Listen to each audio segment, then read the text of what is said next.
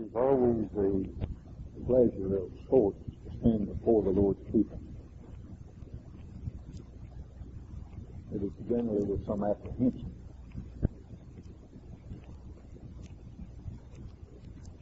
Some years ago I was afraid I would get embarrassed because I couldn't preach.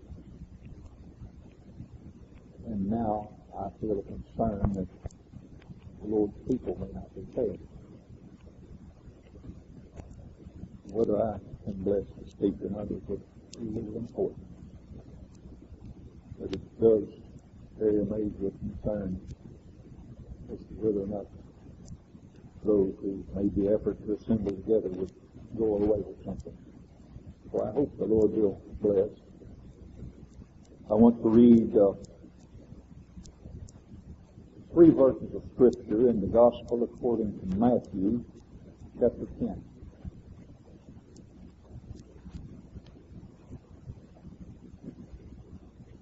I'll begin reading at verse 29.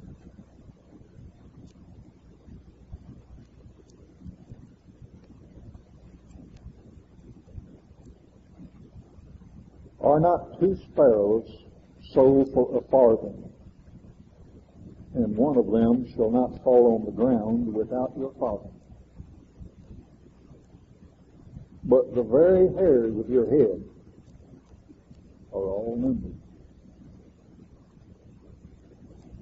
Fear ye not, therefore, ye are of more value than many sparrows.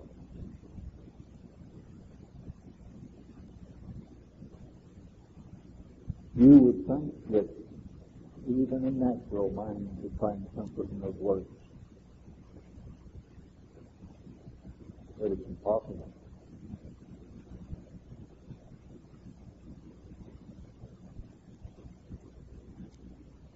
There's one key word there that prevents some people from appreciating this purpose. You know what that word is? Father. God is not your Father. It's not applicable. Oh, well, God, everybody's Father. No, it isn't. The universal brotherhood of man and the universal fatherhood of God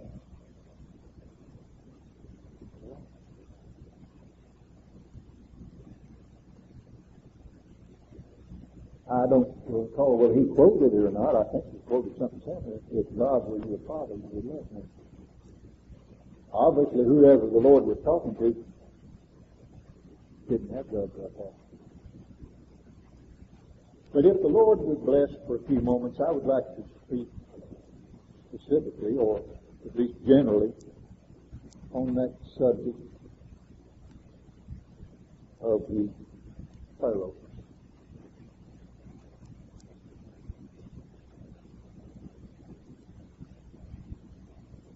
Someone, some time ago, wrote, and I agree, that the mighty Lord took a little subject to teach a great lesson. Are not 2 sparrows sold for a farthing? Throughout the Scriptures, the Lord in the Old Testament and New used what we would consider the lesser forms of life to illustrate. Just a little further on in this New Testament, used something that was even of a lower order than the sparrows. Consider the living of the field. How they grow. They toil not, neither do they spin. And I say unto you that Solomon in all of his glory was not arrayed like one of these. What a beautiful illustration of the sublime and tender care of the Heavenly Father over all His creation. No one could look at a lily of the field and fail to appreciate beauty, but they may fail to see that God clothes that lily. So here's the random sparrow. Do you see anything there? Those blessings. On one occasion, it wasn't two sparrows, but it was two sparrows that came out of the woods and tore up those that mocked the old prophet. And throughout the Scriptures, one insignificant creature after another was raised up, and the Lord set forth a lesson of great beauty. What's the most important lesson for the sparrows? If there is one, and we believe there is, I believe it is this: that comparatively speaking, after we're blessed to see if we do what the Lord does for sparrows, how humble it should make us that He cares for us infinitely more than He does a sparrow. There is nothing that is more important to someone, if they're normal, than to feel like someone cares for them. It's a tough old world if you got the notion that nobody loves you, isn't it? Some of you may have it, I don't know. And some folks act in such a way it'd be hard to love them. They say there's some that only a mother could love, and I expect some of them. What? Probably anyone can look around and find someone that cares for them.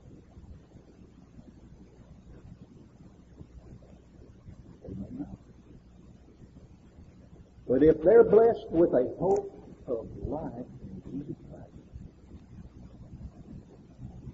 there is one that sticketh closer than a brother, the friend of sinners. And He addresses His Father in your name, and the Father loves you equally as He loves the Son. Now that's a friend. And it's someone that loves, but more than that, it's someone that cares. It's one thing to say, I love you. My mama raised me to be. Actions speak louder than words. You know what I'm saying? For instance, just one experience of what the Lord means when He says this: if you love me, keep my commandments. Now they say absolute predestination is hard doctrine. That is hard doctrine. If you love me, keep my commandments. So what do? We look at that and we say, I don't keep His commandments yet. At all, not very well. But it does this for you. You look at the broken commandments and you hear His statement, if you love me, keep my commandments. And it brings about contrition, repentance, grief, self-loathing, condemnation, and crying out to the Father, Lord, be merciful to me, a sinner. And so it serves a useful purpose even when we're not able to rise to what we perceive to be the standard. In these verses, I want to just touch on these. The 10th chapter of Matthew is when the Lord sent His disciples out to preach the gospel. As they first went out, He said, He gave them power. Wouldn't have been a bit of good for them to go had they not had the power with them. Then He commanded them. These 12 Jesus sent forth and commanded them, saying. Now, I'm not going to sidetrack on this for just a second, but I want you to notice where He said. Go not into the way of the Gentiles, and into any city of the Samaritans. They must not bring full-fledged missionaries. What He told. He couldn't trust them to go to some places. Obviously, because He said, don't go there. Don't go there. Well, someone said, did He say go ye into all the world? Yes, but one person won't make it to all those places. Besides that, those for whom it's intended will go where they're intended to go. But go rather to the lost sheep of the house of Israel. Does that include the lost sheep of the house of Jeroboam? Or the lost sheep of someone else's house? Pharaoh? You go to the lost sheep of the house of Israel. That's my flock. That's Matilda. That's where He sent them. So what preach? As you go preach, saying the kingdom of heaven is coming.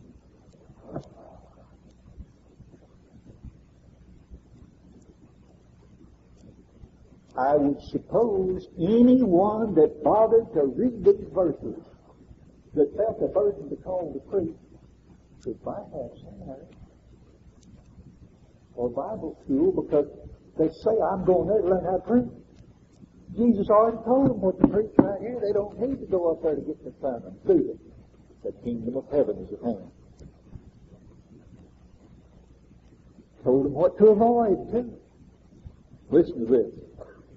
Provide neither gold, nor silver, nor brass in your purses, nor scrip for your journey, neither two coats, neither shoes, nor yet stays, for the working is worthy of you. Be tough on them, would you? Someone that is dear to me in fleshly ties, God had in their head recently, they were going to go off to one of these Hottentot nations over in Africa and convert the town. You know what the first thing they had to do before they go over and save those folks, supposedly? Spend about a year reading church after church after church in what they call deputizing. Now, deputizing is a 50-cent word. A 25-cent word would mean they're mooching money. They're going to these places trying to raise money in order to go save the Hottentots. That's what it says. That's what they're doing. The Lord said, provide not. Why? They're not. There's more value than prayer.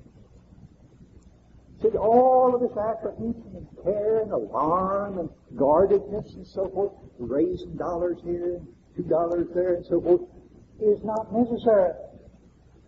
If the Lord of glory has called a little one for any reason, He will both equip him, guide him, and protect him all the way, not just part of the way.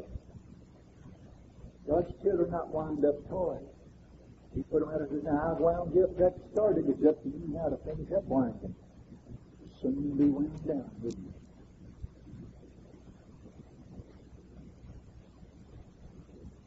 The Lord told them to discriminate too.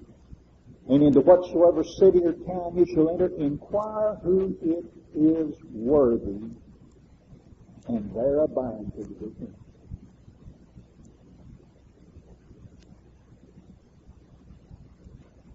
That's hard doctrine too. Go into the town and say, are you worthy? Well, I guess I am. I pay my tithes and attend Sunday school, and I don't curse, and I don't do this, and I do that, and so forth. Oh, you're worthy. I'll come in. No. The worthiness is those that have been stripped of self and can only say, worthy is the Lamb.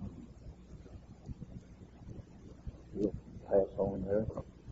But finally, one other point I wanted to read before we get to the text. But I told you. He said, behold, I send you forth as sheep in the midst of wolves. Be ye therefore wise as serpents.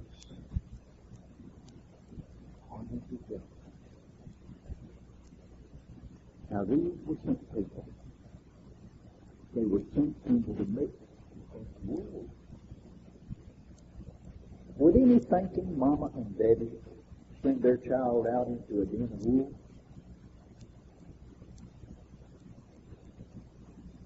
What did you think that you think too much? We would think that would be the worst thing. But you see, we don't have power if we send somebody to see that they're protected all the way, but our Heavenly Father does. But I read that really to bring to your attention that in this chapter, he mentioned the sheep, he mentioned the wolves, he mentioned the serpent, he mentioned the dove, and then finally, he mentioned the faith. You see how he, at his command, summons all of the kingdom of this creation to illustrate his glorious thing. The sheep of the house of Israel lost the faith. They're going to go out in the midst of wolves. They're going to be wise as serpents.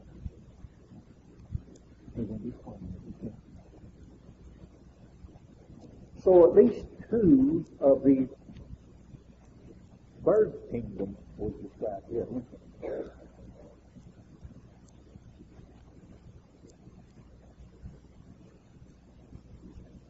I like to work out in my beautiful looking little roses, dabble around, digging, touching, whatever I can do out there. This has been a beautiful year for birds in the backyard. Abundance of robins, blue jays, hardman, even starlings. I don't run starlings because they go from grubs out of the ground. I like to get rid of.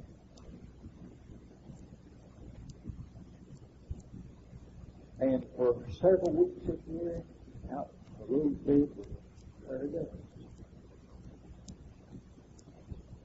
I've never really made acquaintance with doves before.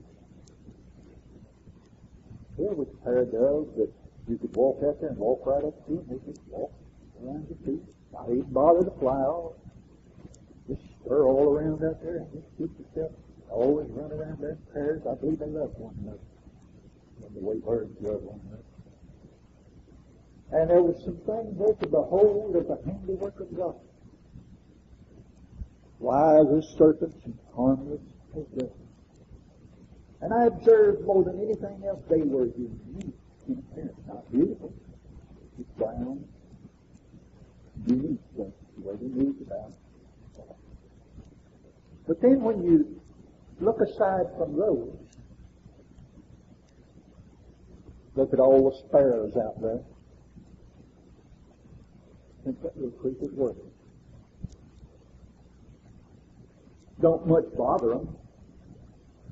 Occasional hawk will go after them. And if you find one on the ground, you will almost always observe he's got lice or mites or something on him. Kind of honorous little fellow. Small. Don't live too long. Most nervous bird you'll ever see in your life.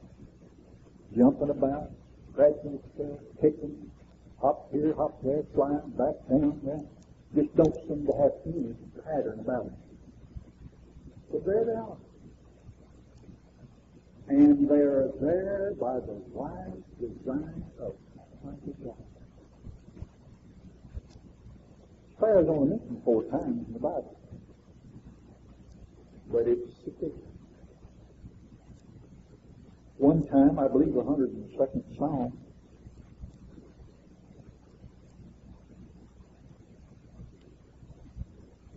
the prophet or the psalmist said he was like a sparrow alone on the rooftop. like a sparrow alone. He mentions pelicans, some of the other creatures.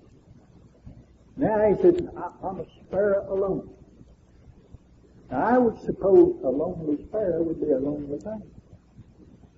None of those birds are going to run with him to speak of.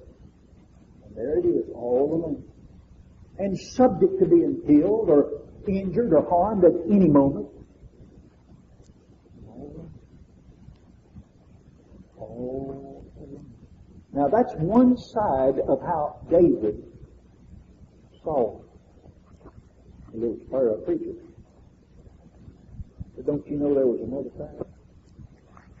If you bear with me, I want to read just a couple of verses in what has to be one of the most beautiful psalms in all the Bible. Psalm 84. This is one of the psalms that David wrote for the sons of Korah.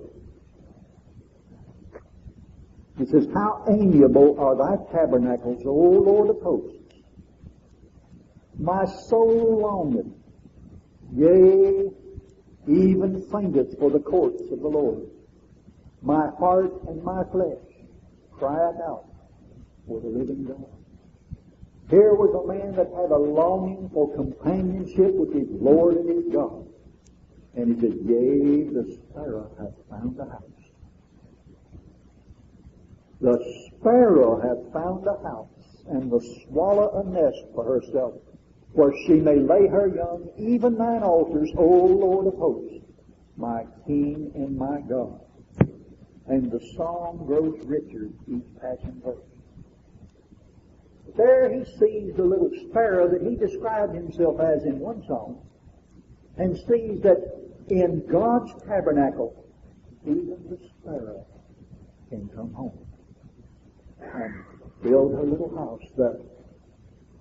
And he described that in such a tone and concluded with, my God and my King, that there was no question in David's mind that God received all that came to him. Then when the Lord took this little insignificant creature and began the description to his disciples as they went out on their journey, he's talking about the divine care. Are not two sparrows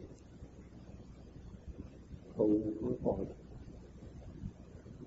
and one of them shall not fall on the ground. That's the problem. First there is the flight of the sparrow. I said a while ago in my observation, he's a flighty little creature. Zigzag, up, down, jerky, and so forth, but there it goes. And every motion is of the Lord. All of his flight, his ins and his outs, the duration of it, the height, the time, is of the Lord. The Lord is not unmindful of this sparrow's flight, and that is the source, object of our comfort. You mean the Lord is mindful of that little thing, that sparrow? Yes, he is. In a perfect way. All of his flight is just as much in the wise counsel of God as the creation of the mountain ranges, or the motion of the mighty cloud. Not just that. Not only the flight, his ability to fly, and all that we have tried to say about it, but should he fall, his fall as well of the Lord. His up is of the Lord, and his down is of the Lord. So long as he flies, he doesn't know it, but the Lord has told us, who have the capacity to receive it, that the Lord sustains that little sparrow in flight. And when the time has come to terminate it, the Lord will bring it to the throne of God. the ending of his course is ordered of the Lord. How much more so then, brothers and sisters, is our course, beginning, middle, and end. The Lord gives us the power to launch our flight, gives us the power to sustain our flight, and when our flight is finished, brings us down to the dust.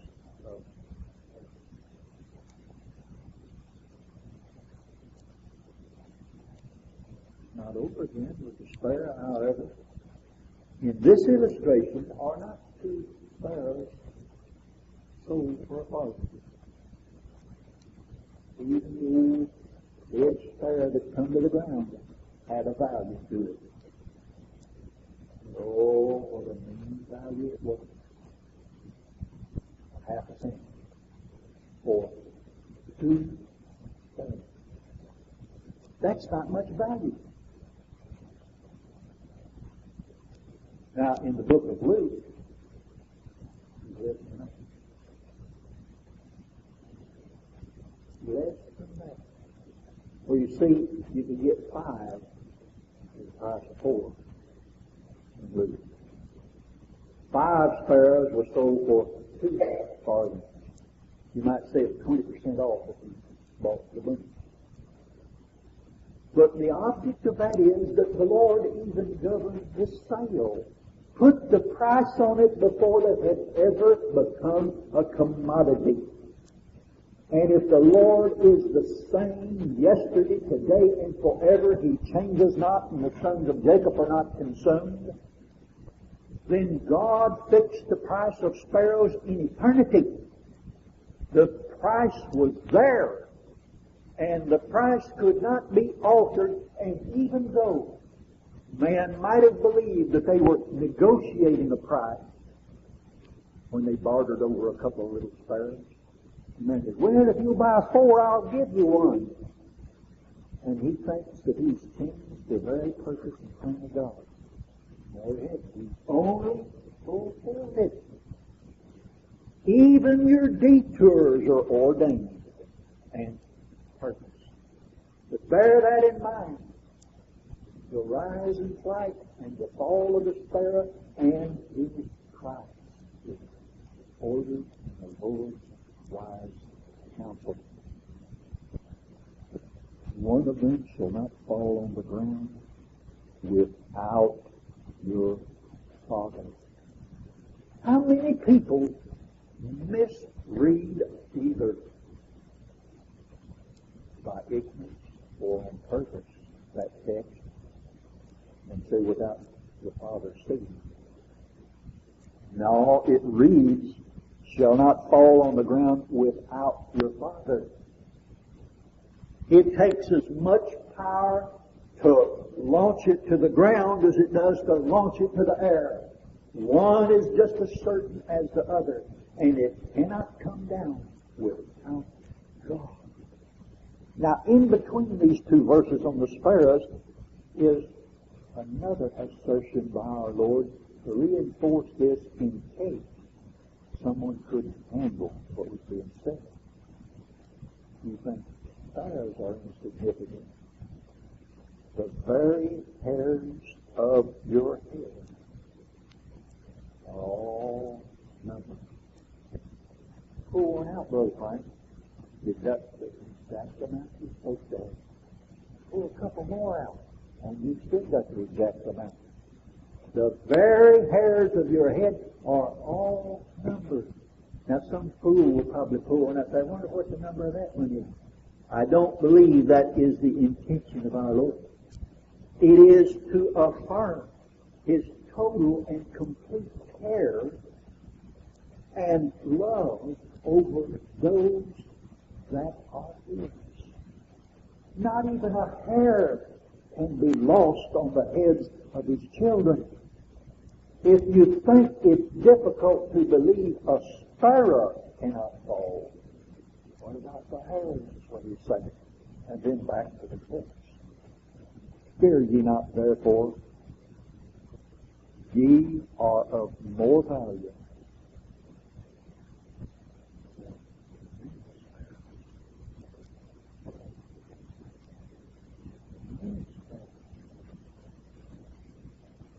2 for a penny, 4 for 2 pence, and 1 thrown in the bargain. That's the price. That can be calculated too.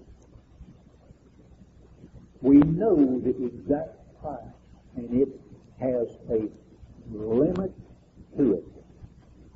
It's a determinate amount for that little sparrow.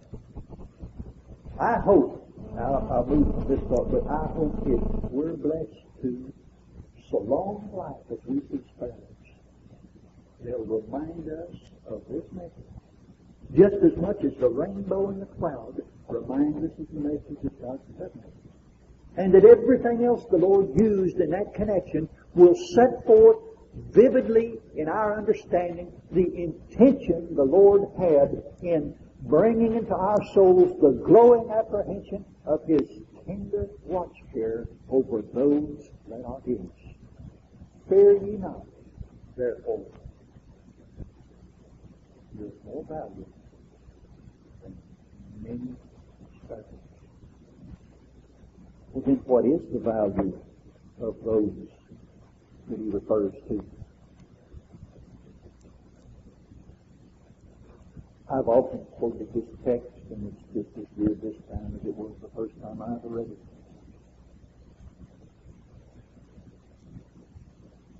Where the apostle told the Corinthians that though he was rich, yet he became poor, that we, through his poverty, might be made rich.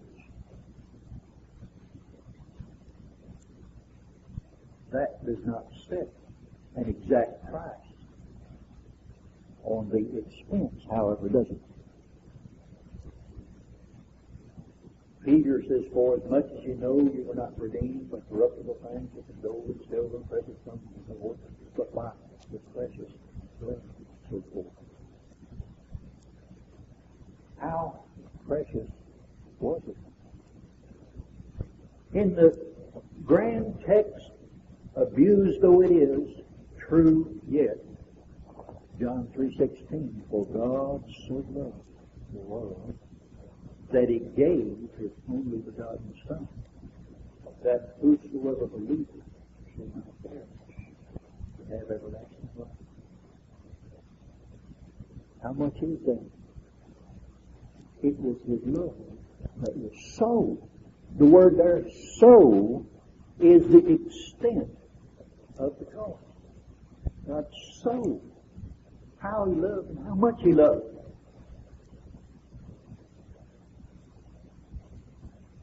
Ye were bought with a price.